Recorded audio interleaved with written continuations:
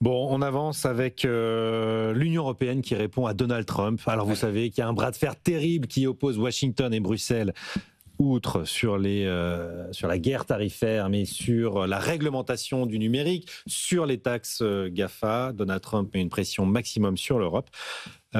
Hier, la Commission a répondu par la voix de la commissaire européenne Henna Virkkunen en expliquant qu'elle continuerait à faire respecter pour nos enfants, nos citoyens et nos entreprises les législations du DMA, du DSA.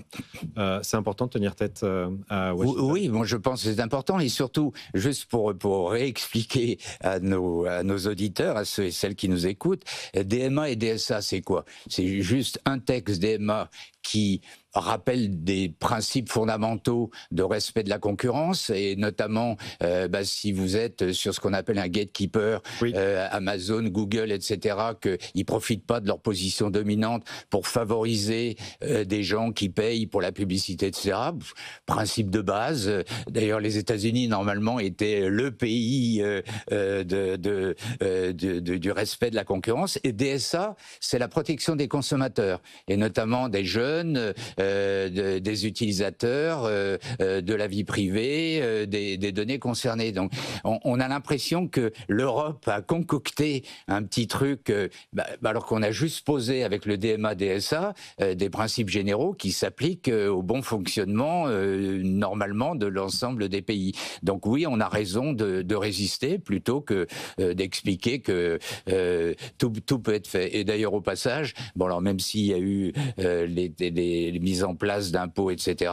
Mais au passage, j'espère qu'on pourra arriver un jour à la taxation sur le lieu de consommation dans le numérique et non pas sur le lieu de production, parce que les 450 millions de consommateurs dont parle Draghi, c'est sûr que c'est pas 450 millions parce qu'il n'y a pas de marché unique. Par contre, sur le numérique, il y a marché unique. Je vais libérer Agnès Verdier-Molinier qui doit nous quitter un tout petit peu plus tôt, qui saute au plateau d'en face. Merci beaucoup merci Agnès, Raphaël. Et à très vite sur le plateau des experts. Une réaction. Oui, pour compléter ce point-là, moi j'ai piloté la commission numérique du MEDEF pendant pas mal d'années. Bravo pour le travail. Je ne suis pas un fanatique des réglementations et l'Europe dans certains cas. Mais c'est ce qu'on dit souvent, l'Europe régule quand les États-Unis ou la Chine innovent. Mais là, pour le coup, et je ne vais pas redire ce qui a très bien été expliqué, oui, bien sûr qu'il faut tenir tête, enfin il faut pas lâcher. Je veux dire, le sujet, c'est la protection des mineurs, la protection et c'est aussi contre le terrorisme, tout un tas de choses. Donc là-dessus, qu'est-ce qui se passe ? C'est que les grands acteurs, les grands GAFAM cherchent simplement à se dédouaner de leurs responsabilités et avoir le minimum de contraintes d'une manière générale, parce que ça donnera plus de business, moins de contraintes, etc. etc. Et puis c'est dans l'air du temps avec Donald Trump à l'heure actuelle.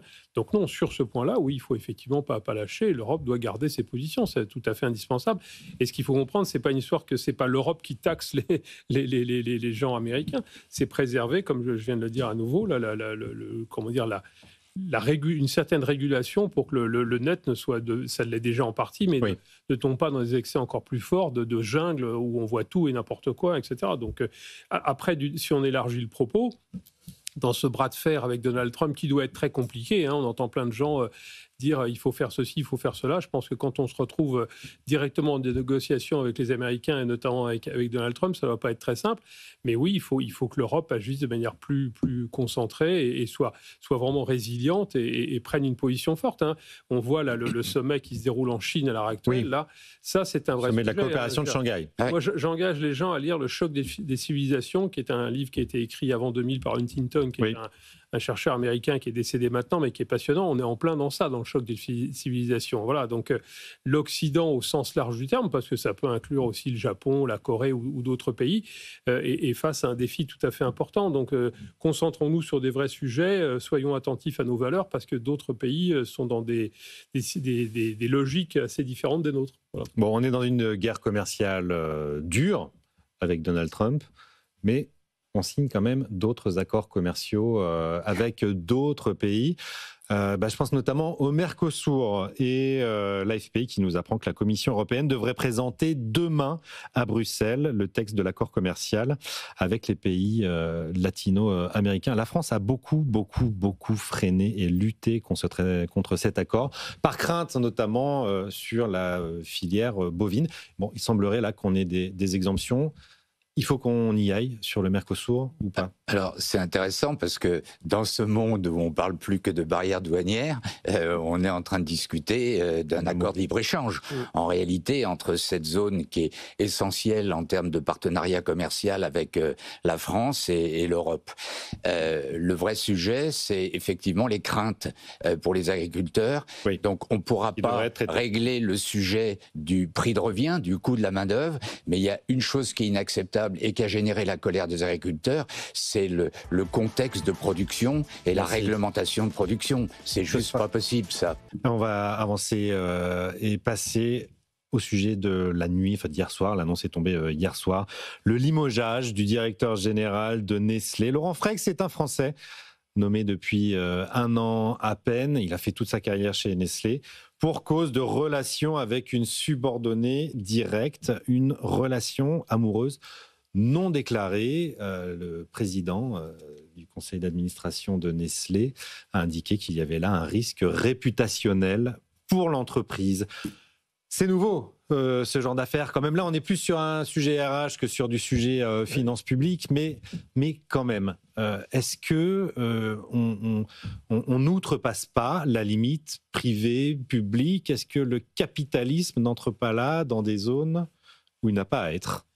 Oui, moi je suis un petit peu, Christian Poyot. Un petit peu choqué, enfin, sans rentrer dans des détails évidemment, moi ça m'est déjà arrivé dans l'entreprise de gens qui nouent des relations personnelles, et c'est la vie entre guillemets.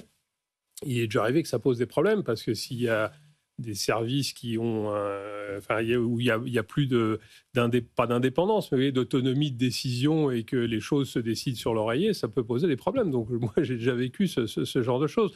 Mais là, vous le traitez entre grandes personnes pour dire oui. OK, on va décider de séparer de l'un ou de l'autre, peu importe, bien évidemment, etc. Ce qui est un peu, d'ailleurs, ça n'existerait pas en droit français, mais donc ce qui est un peu surprenant dans le cas de Nestlé, c'est que ce monsieur que je ne connais pas du tout, évidemment, il est mis à la porte, signé die, etc., etc. Quoi. Bon, voilà, c'est.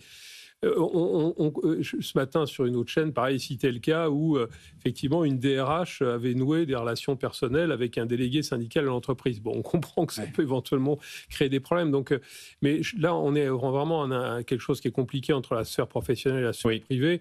Donc, je pense qu'il faut laisser les entreprises gérer le sujet et non pas avoir d'ukase qui tombe du ciel sur ce genre de choses. 36 pages de code de bonne conduite chez Nestlé, et qui avait notamment écrit mais c'est un sujet sous la plume c'est un sujet difficile de Laurent Frex. Il ne faut pas dire en tant que tel. Mais... Franchement, j'ai du mal c'est des sujets à avoir quelque chose qui nous font lever un sourcil en France. À dire sur le sujet. C'est assez lunaire d'imaginer qu'une personne a été licenciée à ce niveau-là juste pour ce sujet-là. Et en même temps, il peut y avoir un vrai risque réputationnel, c'est vrai aussi, s'il y a pas subordination hiérarchique. Un prétexte qui il y avoir d'autres raisons. Un prétexte qui est pris d'affichage, parce que clairement, il y a d'autres possibilités avant d'en arriver là, c'est-à-dire demander à une des deux personnes peut-être de quitter l'entreprise, enfin comme ça arrive dans plein d'entreprises. Je trouve ça... Madame avait quitté l'entreprise au mois de juillet. Non, mais un peu plus tôt. Je trouve ça... il y a peut-être des enjeux de pouvoir, ce que vous nous dites derrière. Voilà, je trouve que prendre pour argent comptant que tout vient de cette relation avec une personne subordonnée, j'ai du mal à y croire, vraiment. Alors peut-être que c'est exact. En réalité, c'est difficile d'en parler alors qu'on ne connaît pas les sous-jacents, l'organisation interne, les personnes en question. Voilà, donc je suis un peu gênée pour émettre un avis. C'est quelque chose qu'on peut voir arriver en France, cette montée. Alors je ne sais pas, mais pas un avis évidemment sur l'affaire en question, mais plutôt un commentaire un peu plus général. Là, on est dans la logique de l'excès. de bons principes qui ont été mis en place par la loi, qui était la relation entre hommes-femmes. Il y avait un article dans Le Monde, d'ailleurs, il y a encore quelques jours, la relation homme-femme dans le contexte du travail. Oui. Mais là, on est dans l'excès de l'excès, parce que visiblement, il y avait consentement, etc. Donc, on est un peu... Et moi, j'aimerais franchement que les headlines des plateaux de télévision soient sur les femmes qui sont contraintes, qui sont violentées, sur le taux de pauvreté des femmes solo qui ont été obligées de quitter leur mari, etc. Là, on est dans les vrais sujets. On est vraiment dans l'écume, plus que l'écume, avec ce thème-là. Mais voilà.